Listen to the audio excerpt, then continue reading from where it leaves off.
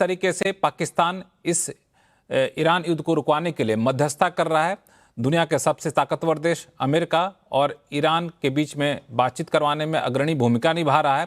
ये भारत के लिए कैसे इसको देखा जाए? भारत जो हमेशा से शांति का समर्थक रहा है, भारत का पड़ोसी देश पाकिस्तान है। शुभांकर मिश्रा।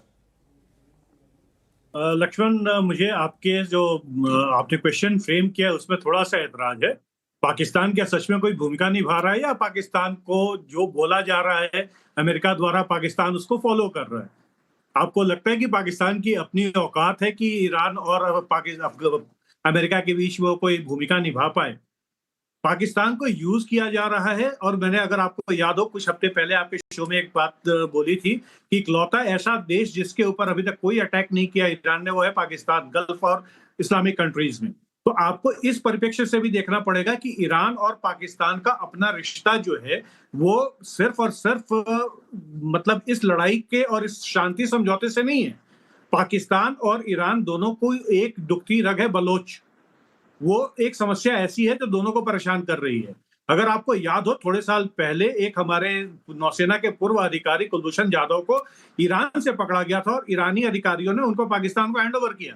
तो ये सारी चीजें अंडर करंट ऐसी हैं कि आपको अगर लगे कि पाकिस्तान बहुत बड़ी भूमिका निभा रहा है तो ये एक मतलब समझने वाली बात है कि आपको ये मानना पड़ेगा कि पाकिस्तान को जो बोला जा रहा है पाकिस्तान वो फॉलो कर। अगर आपको ट्रंप साहब का एक बयान याद हो कि पाकिस्तान वही करेगा जो हम बोल रहे हैं और पाकिस्तान को हमने ये बोल दिया वो आगे वैसा करेगा, तो पाकिस्तान कोई भूमिका नहीं निभा रहा है। पाकिस्तान सिर्फ अपनी जमीन पे ही है। टॉक चुकी कहीं और होनी है, कोई और देश इसमें घुसना नहीं चाह रहा है, तो पाकिस्तान में हो रहा है। इंडिया के लिए परेशान होने की कोई जरूरत यहाँ नहीं है कि पाकिस्तान का रुतबा बहुत बढ़ गया या पाकिस्तान कुछ हो गया। वो भिखारिस्तान है, भिखारिस्तान ही रहेगा।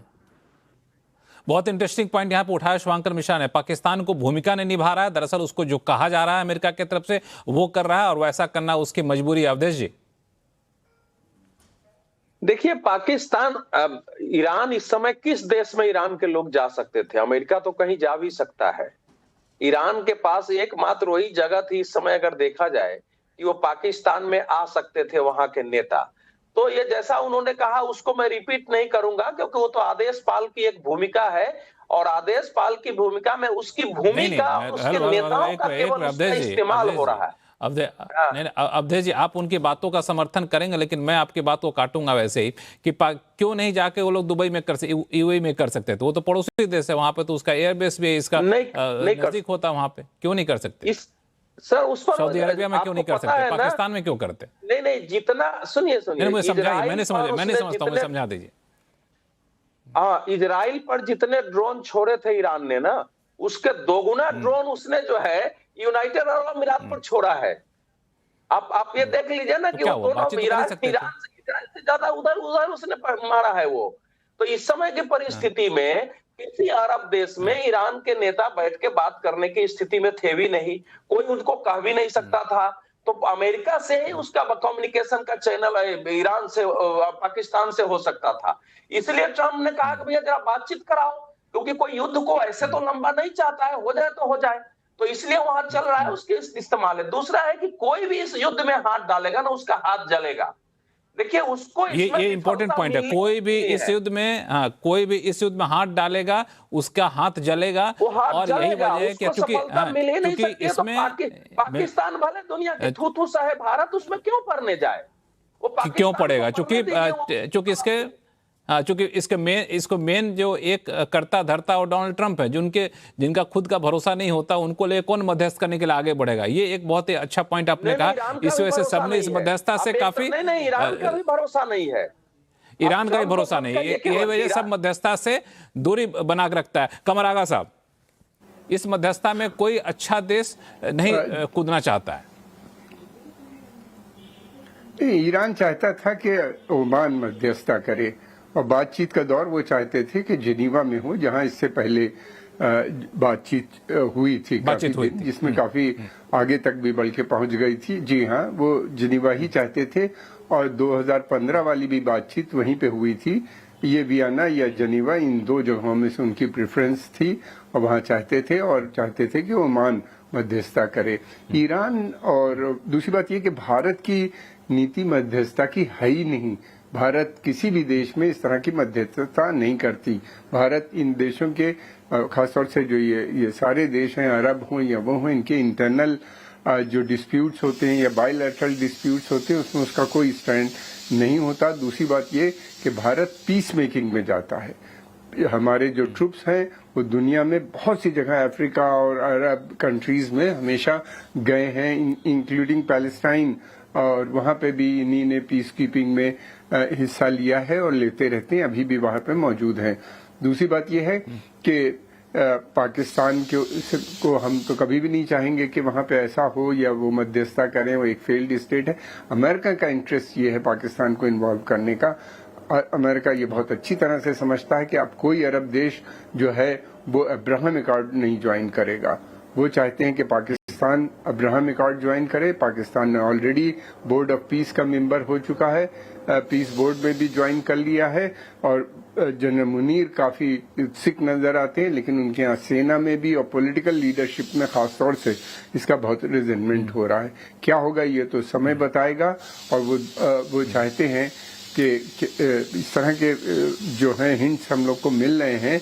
कहाँ तक पहुंचेगी बात ये मुझे नहीं मालूम, लेकिन इस तरह का मंशा उनका प्रेसिडेंट ट्रम्प का नजर आता है।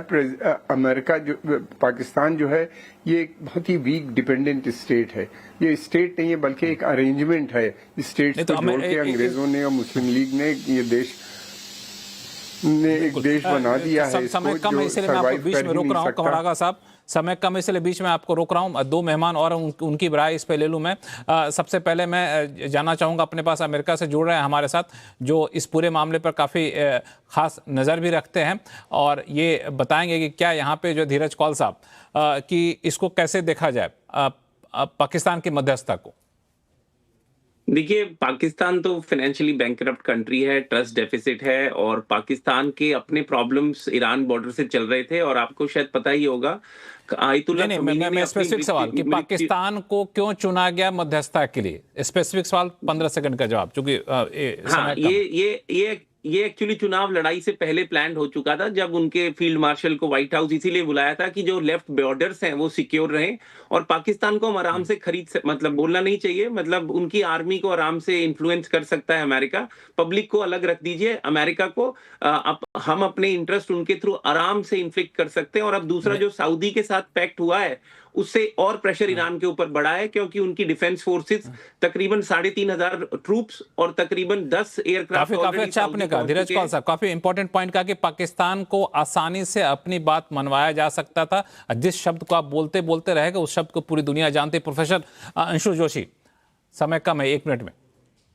बिल्कुल पाकिस्तान का अमेरिका के साथ कट कॉपी पेस्ट ड्राफ्ट वाला एंगल ही मत देखिए, चीन वाला एंगल भी देखिए। जो वो बॉर्डर है ना, उसकी वहां से चीन की सारी रसद वाया पाकिस्तान जा रही है, तो चीनी सीज फायर भी आप इसको कह सकते हैं। चल गया तो चांद तक, ना चला तो शाम तक। मैं लगातार इस बात को कह रही हूँ, और वो सीज फायर इसलिए बार बार फ्लॉप हो रहा है। और पाकिस्तान कबूतर है, पोस्टमैन है, इससे ज्यादा कुछ नहीं।